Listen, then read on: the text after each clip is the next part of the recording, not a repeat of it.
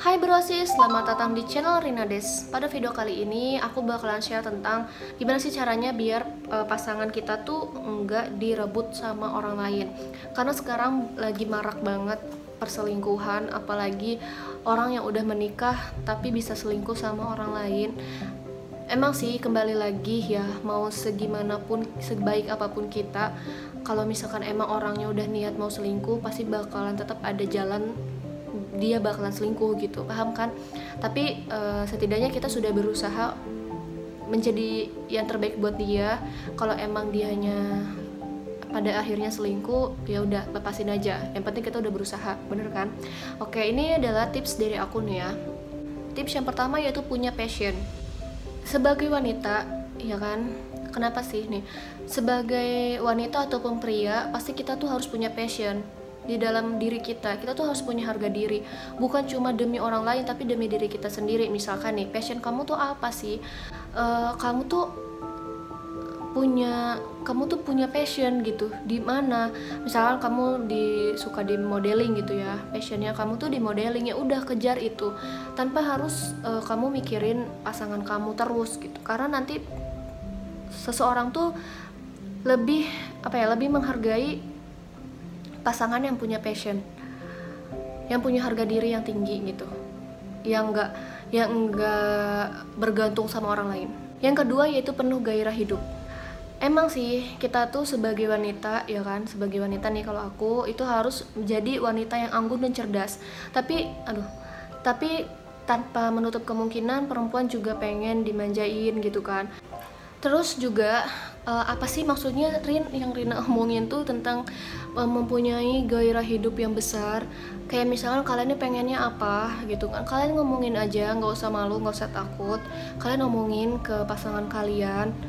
Misalkan kalian pengen melakukan sesuatu hal yang baru nih, yang belum pernah kalian coba. Nah, kalian takut nih untuk ngomong ke pasangan kalian.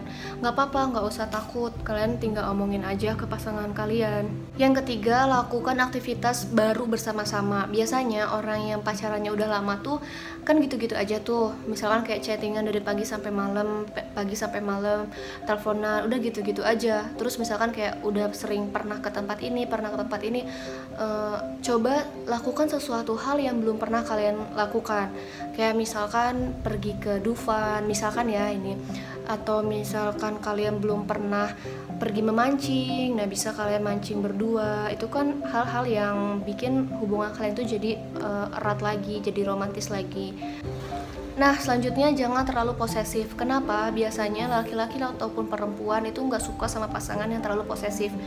Emang sih mau segimanapun kita percaya sama pasangan, kalau emang pasangan kita itu udah ngebohong gitu ya, udah berani bohong, ya pasti bakalan tetap bohong. Cuma setidaknya kita sudah berusaha untuk tidak posesif ke pasangan kita. Maksudnya kayak ya udah kita kasih kepercayaan ke dia tanpa ngiket dia gitu kan. Dan ya udah kita tinggal lihat aja gimana dia. Terus selanjutnya jangan terlalu cemburuan. Kenapa? Karena ini juga nggak baik. Kita paling nggak suka tuh, ya kan, kayak dikit-dikit dituduh, dikit-dikit kayak kamu jangan foto berdua sama dia sebelahan, misalkan kayak gitu ya. Atau padahal itu teman kerja, misalkan ya, ini padahal dia teman kerja, terus nggak boleh kamu makan siang bareng dia, padahal itu bareng-bareng banyakan gitu. Itu juga jangan terlalu cemburuan. Apalagi kayak kamu nggak boleh chattingan sama cewek lain selain sama aku, itu juga nggak boleh. Terus selanjutnya yaitu punya privasi. Walaupun yang udah menikah pun tetap harus punya privasi masing-masing setiap orang. Terus tips dari aku, jadikan diri kamu itu, tunjukin ke pasangan kamu kalau kamu tuh bisa hidup tanpa dia. Maksudnya di sini kayak ya udah gue bisa loh tanpa lo. Kalau misalkan lo mau selingkuh aja. Gue tetap bisa hidup tanpa lo kok, misalkan gitu tuh. Jadi kayak jangan nunjukin kalian tuh terlalu sayang banget, atau enggak terlalu nunjukin aduh kalau aku kehilangan kamu gimana. Itu tuh malah semakin diinjek-injek gitu tuh, semakin disepelein. Terus selanjutnya yaitu katakan apa yang kamu inginkan, jangan kode-kodean, udah nggak zaman.